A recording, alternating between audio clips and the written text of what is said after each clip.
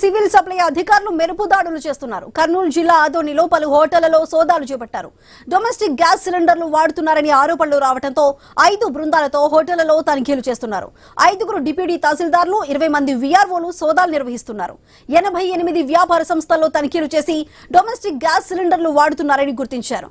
107 సిలిండర్లను స్వాధీనం చేసుకున్నారు. హోటల్ యజమానులపై చట్ట ప్రకారం చర్యలు తీసుకుంటామని జిల్లా సివిల్ సప్లై అధికారులు హెచ్చరించారు.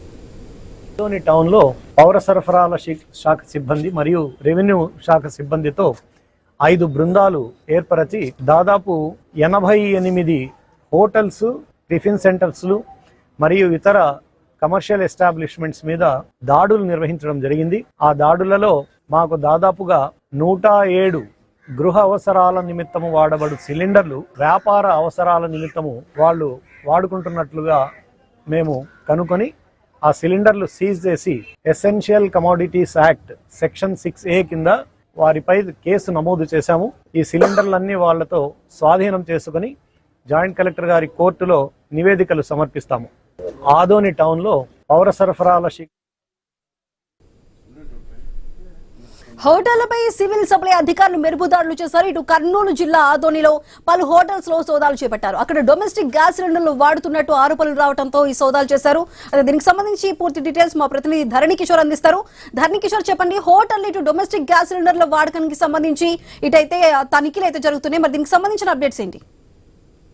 సుధా, ఈ యొక్క సివిల్ సప్లైస్ అధికారులు మెరుపు దాడులు చేపడుతున్నారు. ఇటు కర్నూలు జిల్లా వ్యాప్తంగా కూడా చేసినటువంటి యొక్క దాడుల నేపథ్యంలో ఏదైతే కమర్షియల్ ప్రాంతాల్లో ఈ యొక్క డొమెస్టిక్ సిలిండర్లను వాడుతున్నారో దాని మీద ప్రత్యేకంగా నిఘా ఏర్పాటు చేసిన పరిస్థితి కనపడుతోంది. నిన్న ఒక్కరోజే ఈ యొక్క ఆదోనిలో మొత్తంగా కూడా ఈ యొక్క సివిల్ సప్లై అధికారులు దాడులు చేశారు.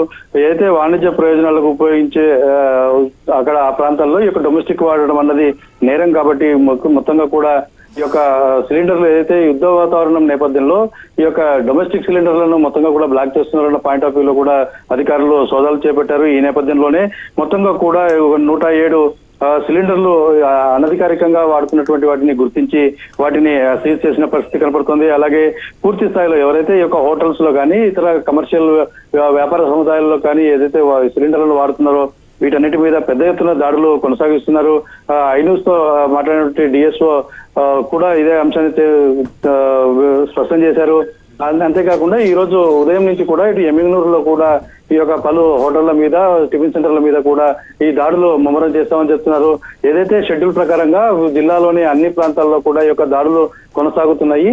ఖచ్చితంగా కూడా ఏదైతే గృహ వినియోగానికి వాడేటువంటి ఎల్పిజి సిలిండర్లు లేదా సబ్సిడీ మీద ఇచ్చేటువంటి ప్రభుత్వం ఇచ్చినటువంటి సబ్సిడీ సిలిండర్లను ఎవరైతే వ్యాపారాల కోసం వాడుతున్నారో వాటి మీద ఖచ్చితంగా చర్యలు తీసుకోబడుతుంది. కాబట్టి ఎవరు కూడా వీటిని వినియోగించకూడదు అని వాళ్ళు అధికారులు హెచ్చరిస్తున్న పరిస్థితి స్పష్టంగా ఉంది.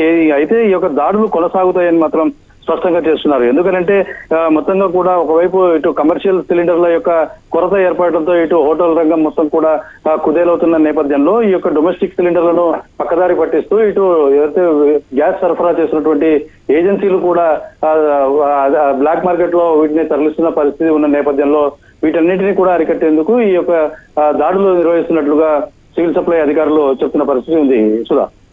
Right Dharani Kishore, thank you.